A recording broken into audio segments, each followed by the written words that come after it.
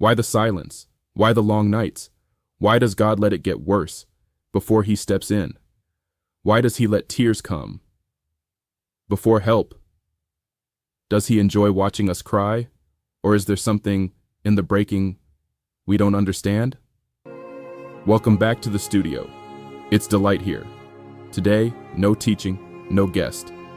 Just a question that's been sitting with me lately, and maybe with you too. Before the answer came, there was silence. Hannah cried year after year before the prophet finally saw her. Job sat in ashes before God finally spoke. David asked, "How long, O Lord?" before the song turned into praise. Silence isn't new. It's in the pages. It's in the stories. It's part of how God moves, even when it doesn't feel like moving. But it's still hard. Why does it feel like heaven goes quiet when we cry the loudest? Why does it feel like God steps back right when we need him to come closer? Why do our prayers sometimes feel like they're bouncing off the ceiling? We speak and wait. We cry and wait. And in the waiting, we wonder, is he still listening? Is he still near?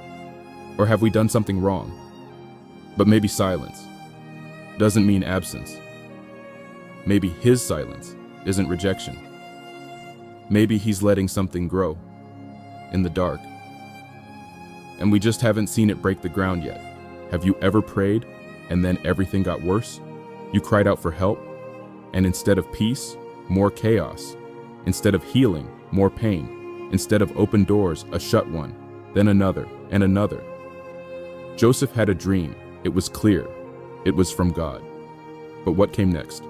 A pit, a sail, a lie, a prison. Before the palace, Joseph's whole life fell apart. So we ask, is God cruel or careful? Is he ignoring us or carefully pulling pieces apart to build something stronger? Is he letting it fall because the foundation was never meant to hold us? Could it be that the breakdown is part of the blessing? Could it be that sometimes things get worse not because God left, but because he just started working? There's a moment, the breaking point. It's not always loud. Sometimes it's just a silent stare at the ceiling at 3 a.m., or a prayer whispered with no words left to say. Sometimes it's tears that won't stop. Sometimes it's no tears at all, just numbness. The moment where you finally say, I can't do this anymore. The panic, the heaviness, the night that feels like it will never end. And then, after all of it, that's when help shows up. Not before, not during, after. Why? Why does help come after the collapse? Why do we meet God at rock bottom instead of on the way down? Why does it feel like he waits for us to be empty before he fills? Why does he let it all fall apart before he steps in to restore? It doesn't feel kind, but maybe he waits for the breaking because that's the moment we stop pretending to be strong. That's the moment we finally let go of control, of pride, of performance. It's not that he wants us broken, it's that he wants us real. And sometimes we don't get there until everything else has fallen away. The breaking, it hurts, but something happens in it. Not around it, not after it, inside it. In the breaking, we stop performing. We stop quoting what we don't believe. We stop trying to impress God with strength we don't have. And suddenly, we're honest. We cry like children. We whisper his name. Not because we're spiritual, but because we're desperate.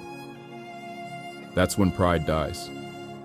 That's when we finally admit, I can't fix this. And somehow, in that painful place, something holy begins. Not flashy, not loud, but real. Surrender. Could it be that the breaking is not the end, but the beginning? Could it be that we only really see God as God when we finally realize we're not?